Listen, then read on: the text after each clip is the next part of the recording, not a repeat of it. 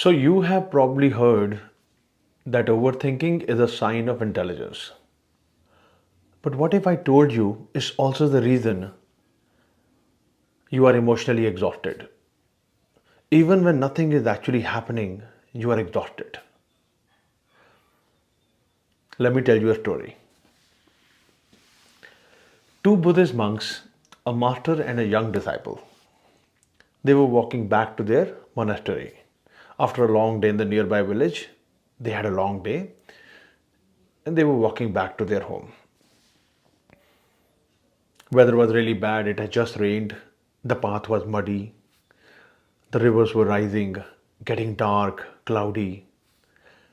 As they walked, they came across a very beautiful young woman standing near a flooded stream.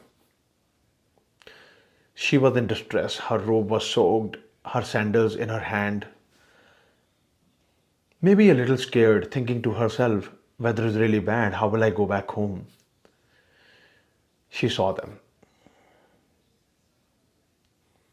With hopeful eyes, she asked them, I need to cross, she said, but I can't do it alone. I need your help. Without a word, the elder monk gently lifted her up, carried her across the stream, and set her down on dry land. She bowed, thanked him, he smiled, and they parted ways. The young monk, looking at it, said nothing, but inside, his mind is screaming. See, his entire learnings are in conflict with his master's actions. Hours passed, they walked in silence. The disciple's face was tight, his breath shallow. He can't stop thinking, his head ready to explode any time. Finally, he exploded. He couldn't control. Master, you were not supposed to touch women. You taught us that. How can you do this? The elder monk turned and smiled gently. I left her at the river, he said. Why are you still carrying her? Now that is overthinking. See, you and I, we carry everything.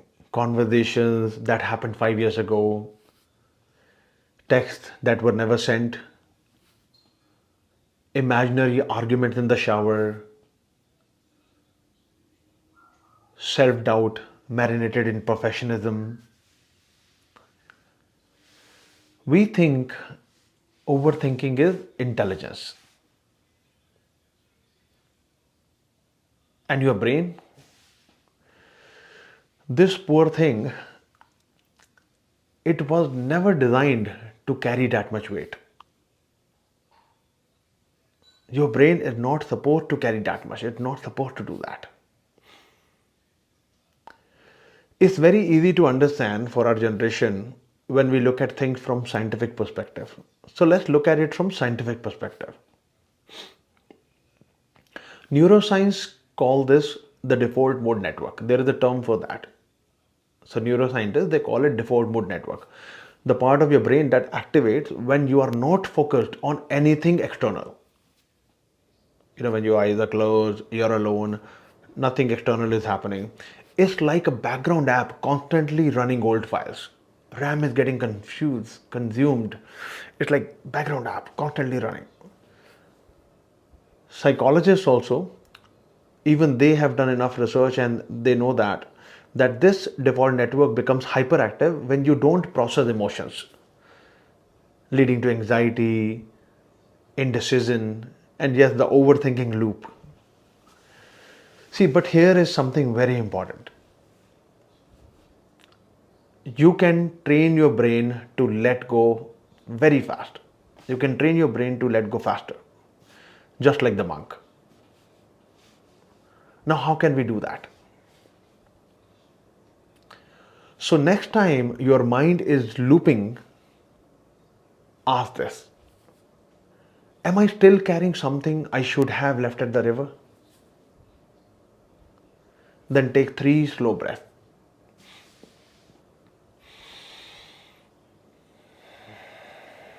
Slow breath. And visualize placing that thought gently on the riverbank and just walk away. See, your clarity is not missing. You have clarity inside you. It's just buried under everything you haven't released yet.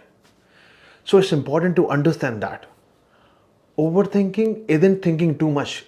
It is not. A lot of people think overthinking is I'm thinking too much. No. It's thinking about the wrong things for too long. It's thinking about the things that we don't need are not helping us. We are thinking about those things for too long.